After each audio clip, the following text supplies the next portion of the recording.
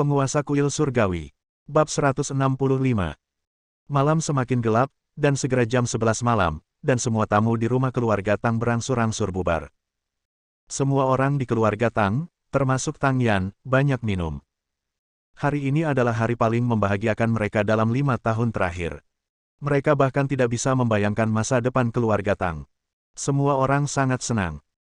Tetapi setelah semua tamu pergi, dan ketika Xiao Tianzi hendak kembali, Tianyi menghampiri Xiao Tianzi dan berkata dengan hormat, "Tuan, Song Jinying, keluarga kaya raya di Yanjing dan kepala keluarga Song, ingin melihat kamu, sekarang." Anakku sedang berlutut di luar pintu. Xiao Tianzi sedikit mengernyit dan berkata perlahan, "Kepala keluarga Song. Untuk apa dia di sini?"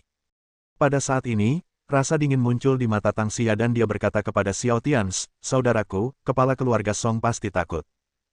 Setelah Qin Sui Qiao memutuskan hubungan denganmu, wanita jalang itu dengan cepat berhubungan dengan Song Yi dari keluarga Song. Selain itu, keduanya memiliki kontrak pertunangan, tetapi pada siang hari ini, Song Yi sangat ketakutan sehingga dia berlari ke rumah Tang dan memutuskan kontrak pertunangan lagi." Xiao Tianzi mengangguk, menyipitkan matanya dan berkata perlahan, "Jadi begitu, Qin Sui Qiao." Qin Sui Qiao. Setelah Xiao Tianzi mendengar nama wanita ini lagi setelah 5 tahun, tidak ada lagi gelombang di hatinya. Dia naif saat itu dan bingung dengan penampilan Qin Sui Qiao, tetapi sekarang ketika dia melihat ke belakang, dia dengan cepat memahami wajah dan pikiran Qin Sui Qiao saat itu. Qin Sui Qiao baru saja bermain dengannya saat itu, tanpa emosi sama sekali. "Tianzi, biar ku beritahu, kepala keluarga Song tidak pantas bertemu denganmu lagi. Dan Qin Sui Qiao, keluarga Qin, mereka bermain denganmu saat itu, mulai sekarang kami akan menangani mereka satu persatu." Tang Yan juga tidak senang, kata Xiao Tianzi. Sebagai seorang wanita, dia merasa muak dengan Qin Sui Qiao saat itu. Qin Sui Qiao itu benar-benar mempermainkan perasaan Xiao Tianzi. Tapi saat berikutnya, Xiao Tianzi melambaikan tangannya dan berkata, "Tidak masalah, ayo kita bertemu. Saya ingin mendengar apa yang dikatakan Song Jinying." Setelah Xiao Tianzi selesai berbicara, dia melambai ke Tian 11. Tian 11 keluar, dan segera Song Jinying, kepala keluarga Song, yang pucat dan berkeringat dingin, masuk. Dan setelah dia masuk, dia berlutut di depan Xiao Tianzi dan berkata, "Tuan, keluarga Song bersalah. Mohon maafkan saya. Salah satu kakinya Song Yi patah, dan saya akan mengusirnya dari Yanjing malam ini dan tidak pernah kembali lagi. Dan keluarga Song bersedia memberikan setengah dari hartanya untuk meminta maaf." Xiao Tianzi memandang Song Jinying yang berlutut di tanah di depannya dengan penuh minat, dan berkata perlahan, "Haha. Kepala keluarga Song, dari mana asal dosa keluarga Songmu?" Song Jinying mengertakkan gigi dan berkata, "Tuan, keluarga Song bersalah. Mohon maafkan saya." Song Jinying, yang sedang berlutut di tanah, menundukkan kepalanya lebih jauh. Sekarang ketika dia berlutut di depan Xiao Tianzi secara langsung, dia benar-benar menyadari betapa kuat dan menakutkannya Xiao Tianzi. Kaki Song Yi patah. Kalau begitu aku takut dia akan berada di kursi roda seumur hidupnya. Dan apakah keluarga Songmu ingin orang cacat menjadi pewaris di masa depan?" Xiao Tianzi berkata dengan nada santai. Song Jinying, yang sedang berlutut di tanah, menggigil. Dia mengerti maksud Xiao Tianzi hampir seketika. Meskipun Xiao Tianzi menanyakannya, nasib Song Yi telah diputuskan. Dia berkata untuk mematahkan salah satu kaki Song Yi, tapi Xiao Tianzi bermaksud mematahkan kedua kakinya secara bersamaan. Jadi Song Jinying dengan cepat berkata dengan hormat, "Terima kasih, Tuan, karena telah memaafkannya, Song Yi. Merupakan berkah baginya untuk berada di kursi roda selama sisa hidupnya. Dan keluarga Song saya pasti tidak akan membiarkan orang cacat menjadi ahli waris lagi." "Hei, Tuan Song, kamu sudah bertindak terlalu jauh. Lupakan saja, aku tidak tertarik dengan keluarga Songmu. Tuan Song, silakan kembali." Xiao Tianzi menghela nafas dalam-dalam. Tetapi Song Jinying tidak berani mengangkat kepalanya sama sekali. Dia berdiri dan berkata dengan lebih hormat kepada Tang Zhen di samping Xiao Tianzi, "Tuan Tang, besok saya akan meminta seseorang untuk membawa beberapa kontrak. Tolong tanda tangani mereka." Keluarga Song bersyukur dan bersyukur. "Yah, baiklah." Tang Zhen juga mengangguk dengan sedih. Keluarga Song cukup sadar akan keadaan saat ini. Tapi sekarang, terus terang, hal itu masih terhalang oleh kekuatan Xiao Tianzi yang luar biasa dan masa depan yang tidak terbatas. Itu sebabnya keluarga Song mematahkan kaki ahli warisnya dan secara aktif memberikan setengah dari harta keluarga. Song Jinying pergi. Setelah dia keluar dari gerbang keluarga Tang dan berjalan sangat jauh, dia tiba-tiba jatuh ke tanah, terengah-engah.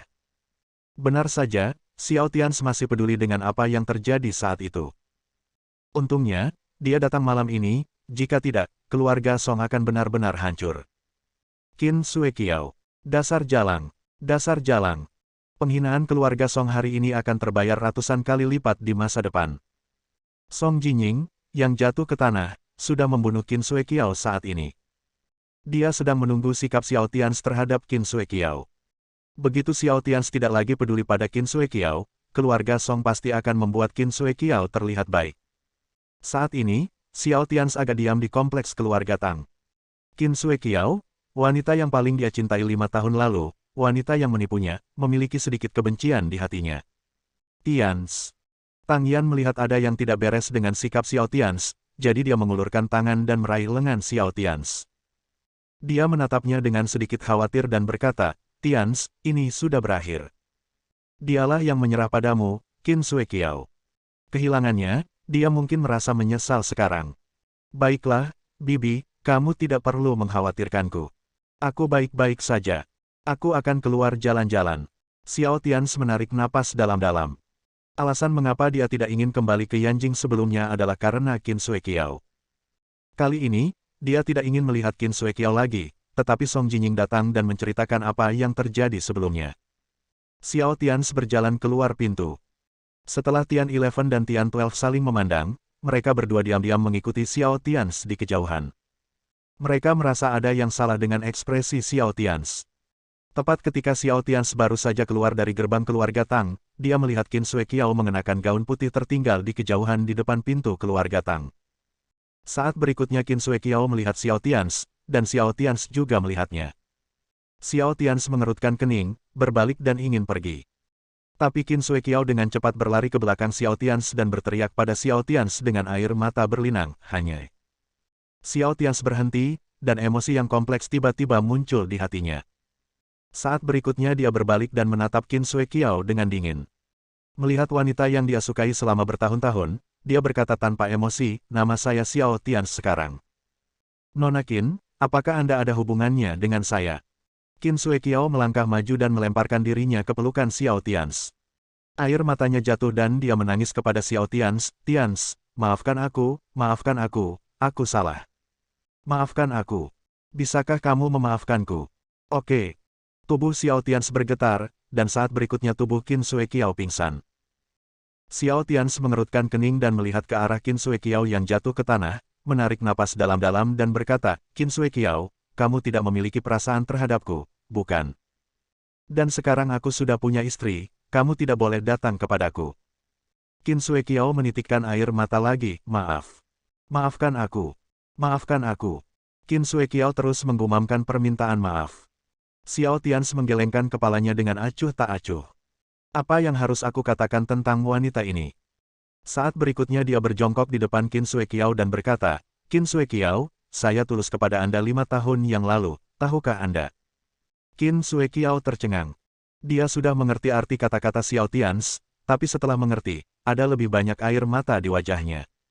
Dia selalu pintar, tapi sekarang dia mengerti apa yang telah hilang darinya. Sekali hilang dan tidak dapat ditemukan lagi. Tians, aku. Qin Sui Qiao mengangkat kepalanya dan ingin mengatakan sesuatu kepada Xiao Tians, tapi Xiao Tians sudah berdiri dan berjalan pergi. Qin Sui Qiao ingin memanggil Xiao Tians lagi, tapi dia tidak bisa berkata-kata. Apakah dia benar-benar tidak memiliki perasaan terhadap Xiao Tians 5 tahun lalu? Tidak, lagi pula, mereka telah bersama selama beberapa tahun sebelumnya, dan mereka masih memiliki perasaan terhadap satu sama lain. Namun dalam menghadapi kepentingan, Qin Sui Qiao memilih kepentingan. Xiao Tians pergi dan berjalan ke kejauhan, dia tidak ingin tinggal di Yanjing lagi. Dia tidak ingin pergi sekarang. Kali ini ketika dia datang ke Yanjing, dia bertemu dengan kerabat keluarga Tang, memberi hormat kepada ibunya, dan bertemu Qin Sui Qiao yang datang ke Yanjing. Dia merasa itu sudah cukup. Dia tidak ingin tinggal lagi. Dia ingin kembali ke Tianhai untuk bersama istri dan anak-anaknya. Yanjing. Kota ini dipenuhi dengan kekuatan di mana-mana, dan dia tidak menyukainya. Jadi mari kita kembali dan tinggal selama beberapa hari sebelum membicarakannya. Setelah beberapa saat, sebuah kereta berhenti di depan Xiao Tians. Ini adalah mobil yang diatur untuk Xiao Tians oleh Tian 11 untuk pergi ke bandara. Sebelum Xiao Tians masuk ke dalam mobil, dia berhenti dan berkata, biarkan keluarga Qin keluar dari Yanjing. Saya tidak ingin melihat mereka dan wanita itu lagi dalam hidup ini. Setelah Xiao Tians mengatakan itu, dia mendapat di dalam mobil. Mulai dan berkendara menuju bandara. Setengah jam kemudian, di bandara Yanjing, di bawah pesawat, sosok Tuan Xing muncul di belakang Xiao Tians. Dia tersenyum pada Xiao Tians dan berkata, Tuan Istana, apakah kamu akan kembali ke Tianhai? Xiao Tians mengangguk, baiklah, ayo kita kembali dan tinggal selama beberapa hari, lalu bawa keluargaku kembali untuk memuja ibuku. Tuan Xing mengangguk dan berkata, baiklah, penguasa istana ingin memberitahumu sesuatu. Wan Tiansheng telah dipromosikan ke tingkat kekaisaran. Selanjutnya, Departemen Perang Kerajaan Naga mungkin melakukan penyesuaian besar, dan 7 gerbang Yanjing yang tersisa, pertemuan darurat juga sedang diadakan. Wan Tiansheng berencana untuk bernegosiasi ulang dengan klan 7 gerbang dan merumuskan kembali peraturan, dan dia ingin mengundangmu untuk pergi. Xiao Tians berhenti dan berkata, saya tidak akan pergi. Saya tahu apa yang dimaksud Wan Tiansheng. Tuan Xing, Anda perlu lebih khawatir tentang masalah ini. Tuan Xing tersenyum dan mengangguk dan berkata, baiklah, baiklah. Setelah Xiao Tians selesai berbicara, dia naik pesawat dan kembali ke Tianhai. Dia juga menelepon Tang Zhen dan Tang Yan untuk berbicara dengan keluarga Tang, dan akan membawa Gao Weiwei dan Xiao Xiao kembali dalam beberapa hari. Pesawat akan segera lepas landas. Dan tak lama setelah Xiao Tians pergi, pada pukul 10 malam, di rumah keluarga Qin, villa kepala keluarga Qin, Tuan Qin, yang memiliki kekuatan mendiang Dewa Perang, tiba-tiba mengerang. Auranya dengan cepat turun di bawah Dewa Perang, tetap berada pada level setengah langkah Dewa Perang. Tuan Qin menghela nafas dalam-dalam. Pihak lain tidak membunuhnya sekarang, tetapi hanya menghancurkan budidaya tingkat Dewa Perangnya.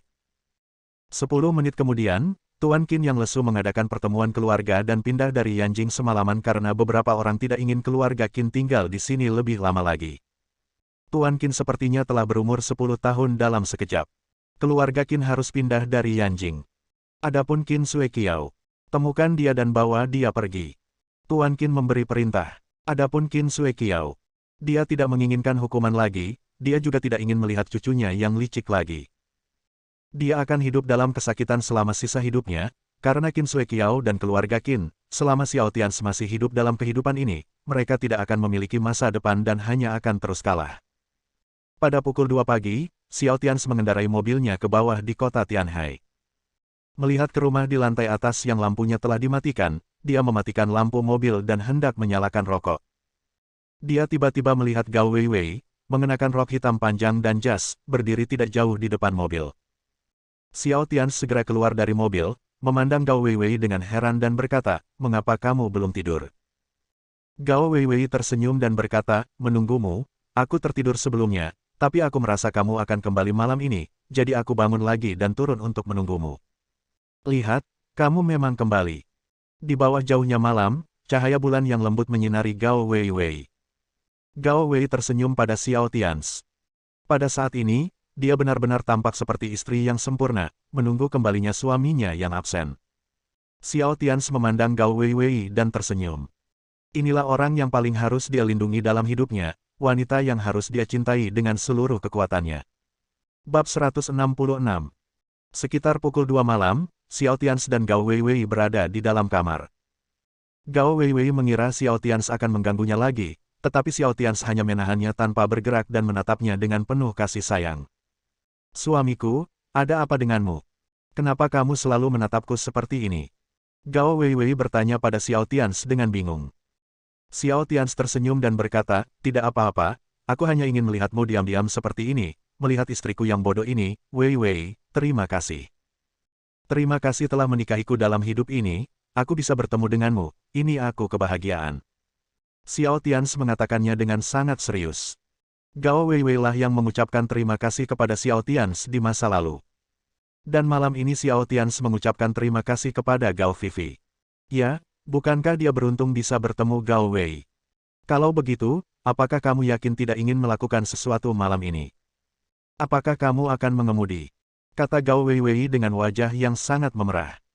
Xiao Tians menundukkan kepalanya dan mencium bibir merah Gao Weiwei, dan berkata dengan lembut, kamu tidak boleh mengemudi terlalu banyak, kamu harus menjaga dirimu sendiri, kan?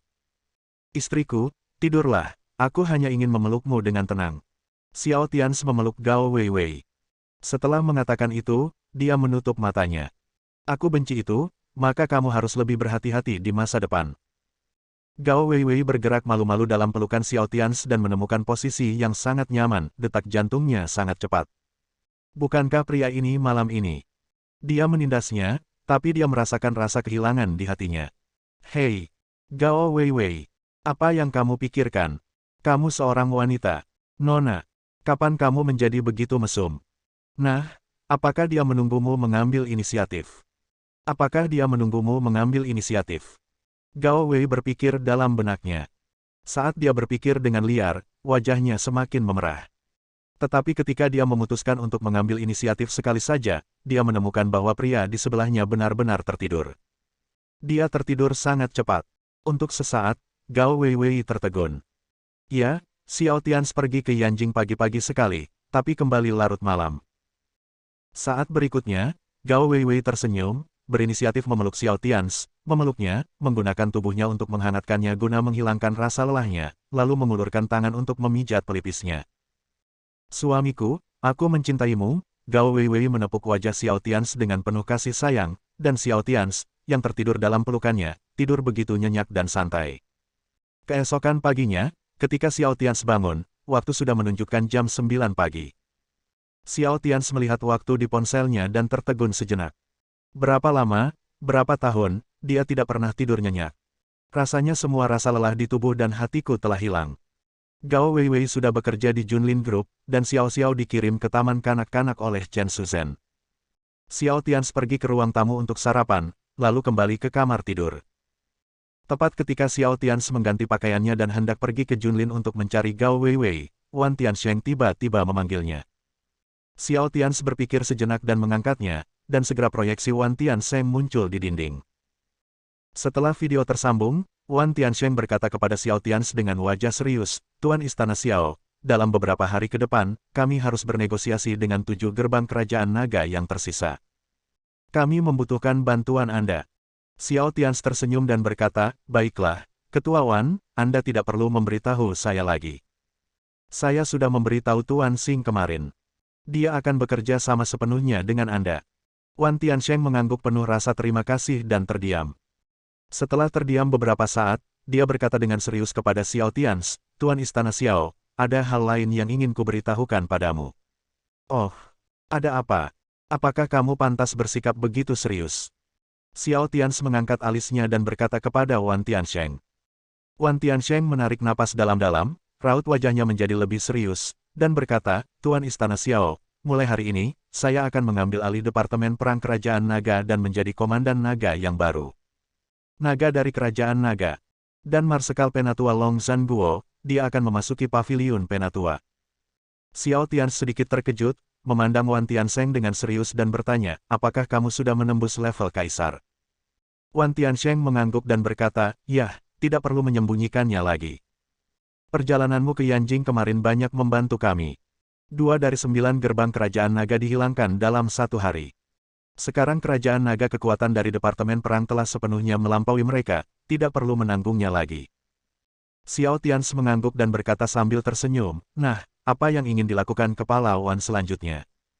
Apakah mengikuti jalan Marsekal Long, atau membuka jalan baru? Wan Tiansheng juga tersenyum, memandang Xiao Tians sambil tersenyum dan berkata, mari kita mengambil jalan baru. Saya tidak bisa menyia-nyiakan kesempatan yang telah diciptakan oleh penguasa istana dengan susah payah, hehe. Wan Tiansheng tertawa, begitu pula Xiao Tians, lalu mereka berdua menutup komunikasi. Beberapa kata telah disebutkan dan tidak perlu diucapkan lagi. Xiao Tians memahami apa yang ingin dilakukan Wan Tiansheng, yaitu mulai sekarang, dia akan memimpin Departemen Perang Kerajaan Naga menjadi tangguh dan tangguh sampai akhir. Baik itu secara internal maupun eksternal. Itu semua benar. Wan Tiansheng yang sama juga sangat mengenal Xiao Tians, dan Xiao Tians mengikuti jalan yang sama. Keduanya memiliki hati yang penuh gairah, dan mereka berdua ingin kerajaan naga kembali berdiri di puncak dunia di masa depan dan tidak sesulit sebelum berdirinya kerajaan naga beberapa dekade lalu. Setelah Xiao Tianz menutup komunikasi video, dia melihat keluar jendela. Langit biru dan awan putih di luar jendela begitu luas, dan suasana hatinya meningkat pesat. Hal-hal di kerajaan naga, dan dendam serta dendam saat itu, sudah solusinya hampir terpecahkan, dan dia hanya perlu melakukan perjalanan terakhir ke keluarga Xiao. Karena keluarga Xiao tidak mengenali ibunya, dia akan membawanya kembali ke keluarga Tang. Xiao Tianz melihat ke kejauhan langit dan bergumam di dalam hatinya, dan identitas tingkat terakhir yang dia sembunyikan di depan Gao Weiwei. Setelah dia pergi ke Yanjing, tibalah waktunya untuk mencari waktu untuk bertarung sepenuhnya dengannya. Haha. Gadis bodoh, bukankah kamu sama dengan Yin Chaoge, yang mengagumi penguasa kuil surgawi di medan perang luar? Haha. Itu suamimu. Apakah kamu sangat mengagumi suamimu? Xiao Tianz melihat ke kejauhan. Ke arah grup Junlin, dia menggelengkan kepalanya dan tertawa. Pada saat yang sama, di ruang rahasia tingkat atas di markas besar Departemen Perang Kerajaan Naga di Yanjing, 4 tetua terkuat Kerajaan Naga semuanya duduk di sana. Wan Tiansheng, mengenakan seragam militer, berdiri di depan mereka dengan wajah serius. Long Zhanguo menarik napas dalam-dalam, mengambil segel naga hitam besar dari meja, menyerahkannya kepada Wan Tiansheng, dan berkata dengan sungguh-sungguh, Wan Tiansheng, mulai sekarang, Departemen Perang Kerajaan Naga akan diserahkan kepadamu. Aku harap Anda tidak menghina kata-kata, Departemen Perang Kerajaan Naga. Ya. Wan Tiansheng berdiri tegak dan memberi hormat dengan hormat militer. Dia mengambil alih Departemen Perang Kerajaan Naga untuk tidak terburu-buru mendapatkan kekuasaan. Belum lagi yang lain, setidaknya 5 orang di ruang rahasia ini tidak peduli dengan kekuasaan. Hati mereka ingin seluruh kerajaan naga menjadi lebih baik dan lebih baik lagi, dan berdiri di puncak dunia lagi. Yang mereka inginkan hanyalah kerajaan naga menjadi kaya dan berkuasa. Untuk keyakinan ini, mereka bekerja keras. Jadi ketika Long Zhanguo hendak menyerahkan Departemen Perang kepadanya, Wan Tiansheng ingin membuat lelaki tua di depannya, yang telah menghabiskan seluruh hidupnya berjuang untuk kerajaan naga dan bekerja keras untuk kerajaan naga, bisa untuk bersantai dan pulih dari cederanya. Wan Tiansheng mengambil segel tampan itu dengan sungguh-sungguh, berbalik dan berjalan keluar. Dan di sepanjang jalan, kemanapun Wan Tianbi berlewat, terdengar teriakan, salam untuk Komandan Long. Temui Long Shuai, temui Long Shuai. Naga di sini mengacu pada naga dari kerajaan naga, bukan naga dari Long Zhanguo. Boom. Ketika Wan Tiansheng berjalan keluar, 10 komandan tingkat raja berlutut dengan satu kaki.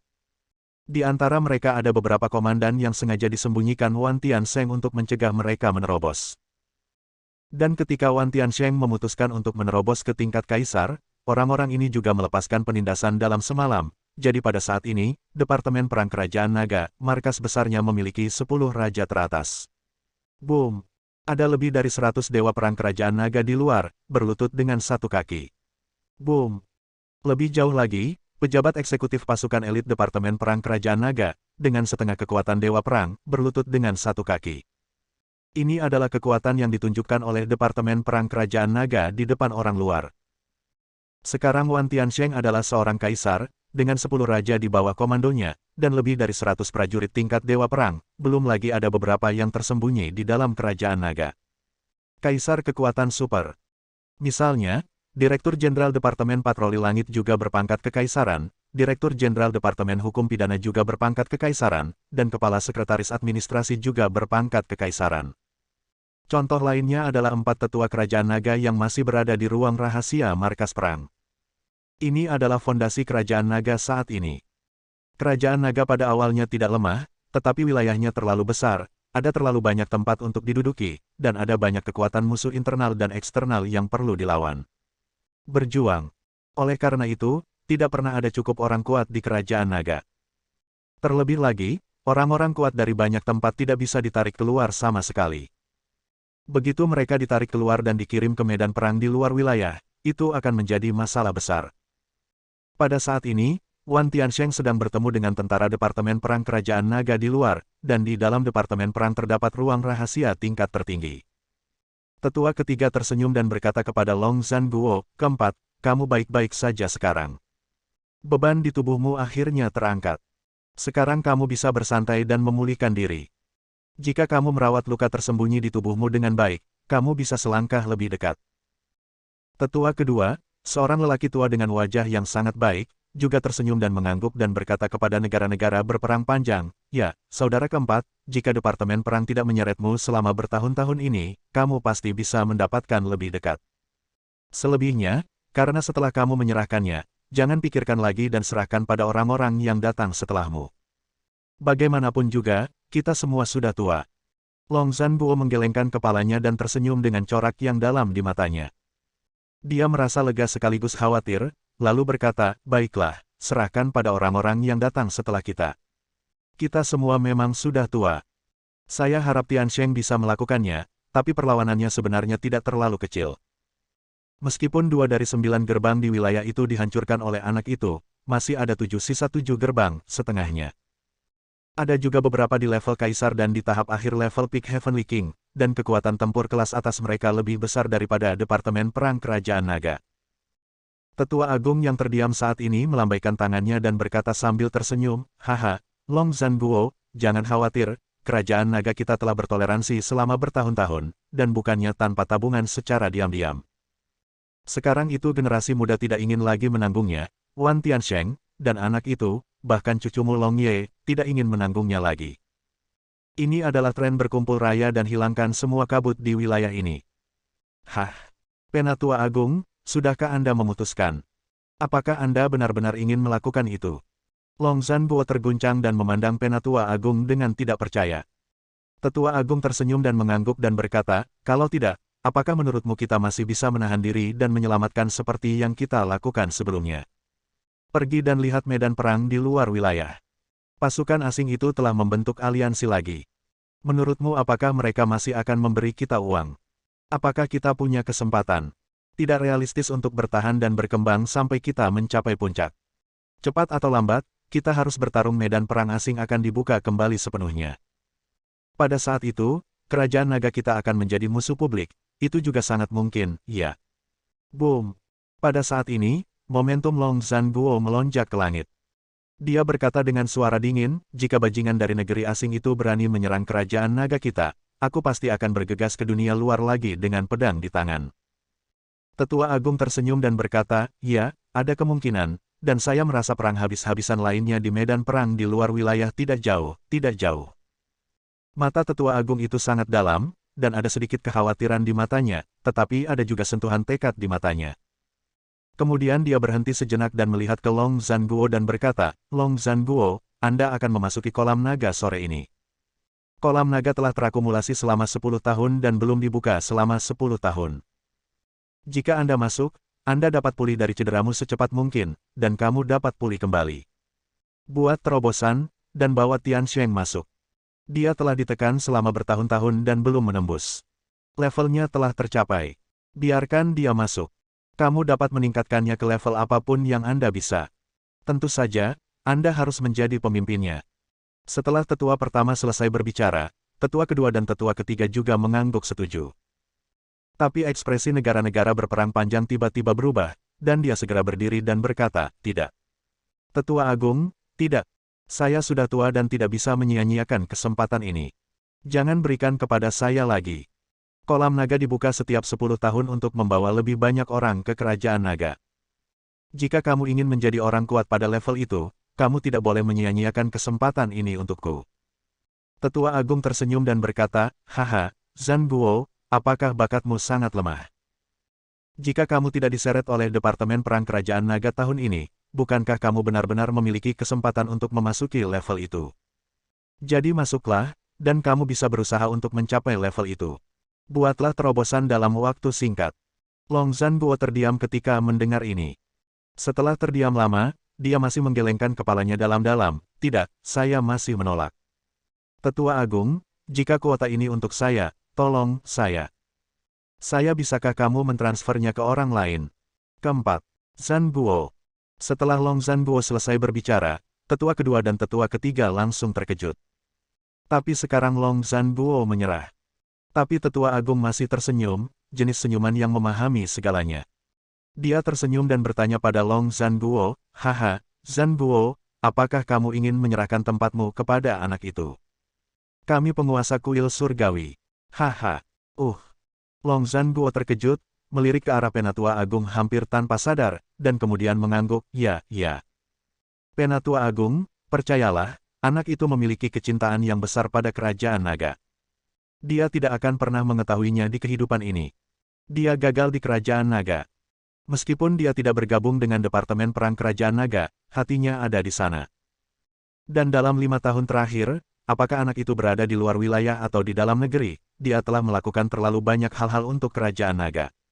Kami berutang padanya.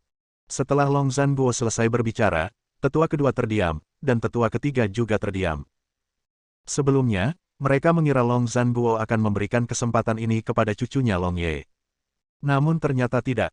Dia ingin memberikannya kepada Xiao Tians dan membawa Xiao Tians selangkah lebih dekat. Setelah tetua kedua dan tetua ketiga mendengar apa yang dikatakan Long Zhanguo, mereka berdua setuju. Ya, memberikannya kepada Xiao Tians mungkin merupakan pilihan yang lebih baik. Karena Xiao Tians memiliki potensi yang lebih besar dan masa depan yang tidak terbatas. Tapi tetua agung itu masih tersenyum, dan berkata kepada mereka bertiga sambil tersenyum, haha, kamu. Aku memahami pikiranmu, dan aku memiliki ide yang sama dengan Long Zhanguo sebelumnya, tapi kemudian aku menyerah, tahukah kamu alasannya? Hah? Setelah tetua agung selesai berbicara, ketiga lelaki tua dari kerajaan naga di ruang rahasia mengangkat kepala mereka lagi dan memandang ke arah tetua agung dengan sangat bingung. Senyuman di wajah tetua itu menghilang, dan ada sedikit keheranan di matanya. Dia berkata perlahan, karena ketika anak itu pergi ke klan Ouyang kemarin, aku juga pergi. Anak itu sangat kuat, dan dia sangat kuat, juga bersembunyi. Dia bahkan tersembunyi lebih dalam dari Tian Sheng, jadi kamu tidak perlu khawatir tentang dia. Dia sudah keluar dari caranya sendiri, pria yang sangat kuat. Mungkinkah kamu benar-benar berpikir bahwa setelah dia mengalami ribuan nyawa dan kematian di medan perang asing, segala sesuatu tentang dirinya akan terungkap? Haha, kalian benar-benar dibuat bingung oleh pihak berwenang. Petik 2. Apa? Tetua Agung, apa maksudmu? Mungkinkah anak itu sudah berada di level yang sama denganmu? Pada saat ini, tetua kedua dan tetua ketiga yang sedang duduk juga berdiri. Hati saya sangat terkejut. Tetua yang hebat menggelengkan kepalanya dan berkata, mungkin belum, tapi kekuatan bertarungnya pasti sangat kuat, tapi taunya terlalu kuat. Akan sangat sulit untuk maju di masa depan. Satu peluang di Longqi tidaklah cukup. Di tabungan setidaknya 10 tahun tidaklah cukup, jadi jangan menolak, Zhanguo, dan kalian berdua, yang kedua dan ketiga, dan kerajaan naga masih memiliki beberapa tempat rahasia, gunakan semuanya, jangan simpan satupun. Karena perang benar-benar akan datang, dan kerajaan naga tidak dapat melarikan diri kali ini. Jika kita berhasil, maka kita akan mengembalikan kejayaan ribuan tahun yang lalu, dan semua negara akan memuja kita mengulanginya lagi. Pada saat ini, hati tetua kedua, tetua ketiga, dan Long Zhanguo semuanya gemetar. Ketika tetua agung mengatakan bahwa perang akan segera dimulai, itu berarti perang akan benar-benar terjadi. Dan mereka belum siap. Namun selain keterkejutan atas apa yang akan terjadi dalam perang, ketiga lelaki tua yang telah berjuang untuk kerajaan naga sepanjang hidup mereka juga sangat terkejut oleh Xiao Tians setelah 5 tahun pertempuran hidup dan mati medan perang di luar wilayah, dan ribuan bencana hidup dan mati, mereka tidak dapat membayangkan bahwa dalam 5 tahun di medan perang di luar wilayah, jenius tak tertandingi macam apa yang telah muncul dari kerajaan naga. Langit di kerajaan naga akan segera berubah, dan langit di negeri asing akan segera berubah, tetapi 4 orang tua di ruang rahasia ini, serta Xiao Tians, yang berdiri dengan tenang di balkon kamar tidurnya di Tianhe City, semua memiliki keyakinan yang sangat kuat di hati mereka. Gairah yang ada di lubuk hatiku kembali menyala. Kerajaan naga, jangan takut. Bersambung.